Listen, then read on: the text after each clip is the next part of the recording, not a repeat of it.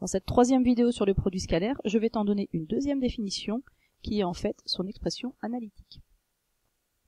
Bon, mais qui dit expression analytique dit qu'il va falloir qu'on se place dans un repère. Ici, absolument, il faut qu'il soit orthonormé. Et donc, si on a deux vecteurs u et v de coordonnées respectives x, y et x', y', alors on dit que le produit scalaire entre u et v est égal à x, x' plus y, y'. Autrement dit, on fait la somme du produit des abscisses et du produit des ordonnées. La démonstration, on repart de la première définition du produit scalaire qui utilisait les normes de u au carré, normes de v au carré, normes de u plus v au carré. Autrement dit, on se dit, ah oui, mais c'est quoi la norme de u au carré? Eh bien, on se souvient que quand donc on a un vecteur u de coordonnées x, y, la norme de u, c'est en fait racine de x carré plus y carré. Oui, mais nous, dans la définition du produit scalaire, on a besoin de norme de u au carré. Autrement dit, norme de u au carré, c'est x carré plus y carré. Exactement de la même façon, norme de v au carré, ce sera x' au carré plus y' au carré. Et puisqu'on nous parle de la norme de u plus v au carré, il faut déjà savoir quelles sont les coordonnées de u plus v. On le sait, il suffit d'ajouter les abscisses et d'ajouter les ordonnées. Et donc, norme de u plus v au carré, c'est en fait le carré des abscisses plus le carré des ordonnées. Donc le carré de x plus x' plus le carré de y plus y'.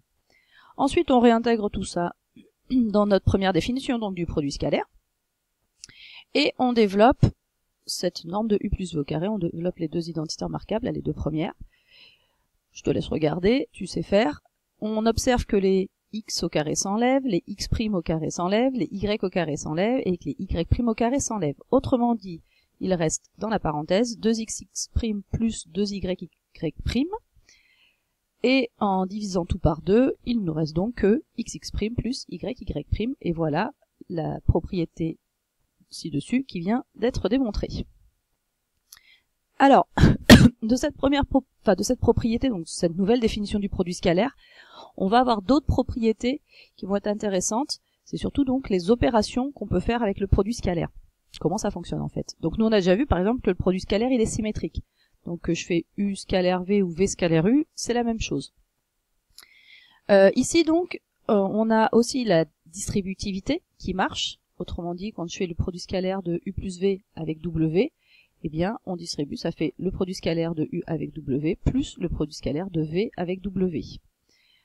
Bon, ce qui est plutôt pas mal parce qu'en fait le produit scalaire avec les vecteurs, c'est un peu comme une multiplication pour les vecteurs. Autrement dit, c'est bien parce qu'il fonctionne à peu près comme la multiplication avec les nombres. On savait très bien que on sait faire de la distributivité avec les nombres. Et ben, ça marche de la même façon donc avec les vecteurs. Et parce que le produit scalaire est symétrique, on sait que la somme on peut la mettre en fait en deuxième. Et ça fonctionnera aussi. Ou on peut faire la somme sur les deux vecteurs, autrement dit, on fera de la double distributivité qu'on sait déjà faire sur les nombres. Donc toi, ce à quoi tu dois faire attention, c'est que quand tu distribues, il reste des produits scalaires. Tout ça, ce sont des réels. Ensuite, on a une autre propriété qui dit que si on multiplie k fois u et qu'on fait le produit scalaire de ce vecteur-là avec le vecteur v, c'est la même chose que le produit scalaire de u avec le vecteur k fois v, ou encore, on sort le nombre devant, donc c'est égal à k fois le produit scalaire entre u et v.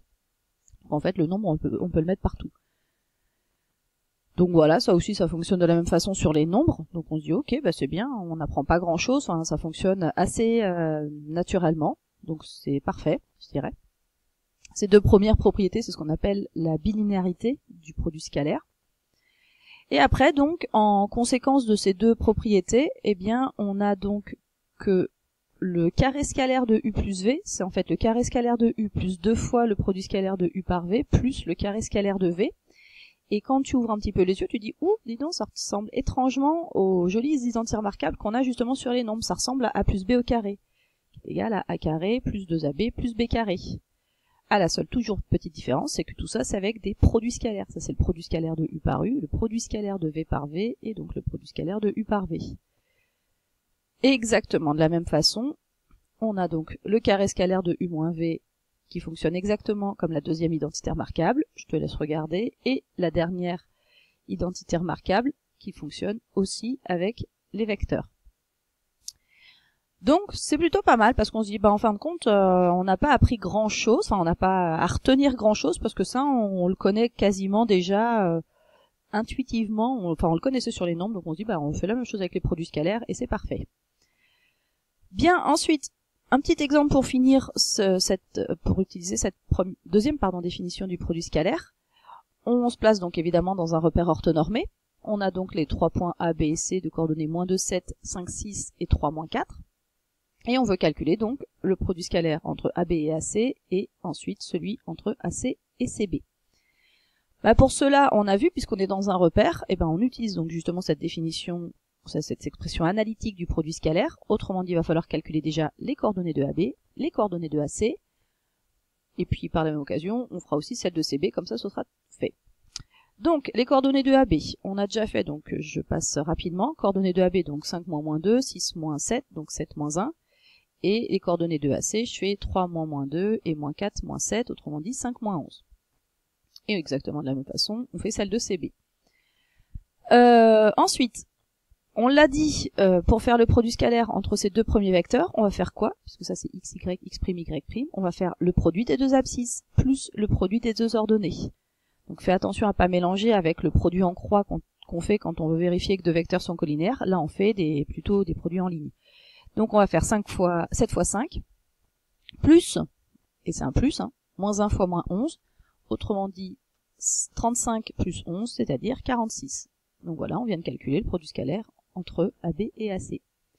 Exactement de la même façon, je fais le produit scalaire entre les deux derniers vecteurs, autrement dit je vais faire 5 fois 2 plus -11 fois 10, ce qui donne 10 moins 110, c'est-à-dire -100. Et voilà. C'est tout ce que tu as à savoir donc sur cette deuxième expression du produit scalaire, qui est plutôt facile à utiliser. Donc voilà, il suffit de faire des exemples, à toi de jouer.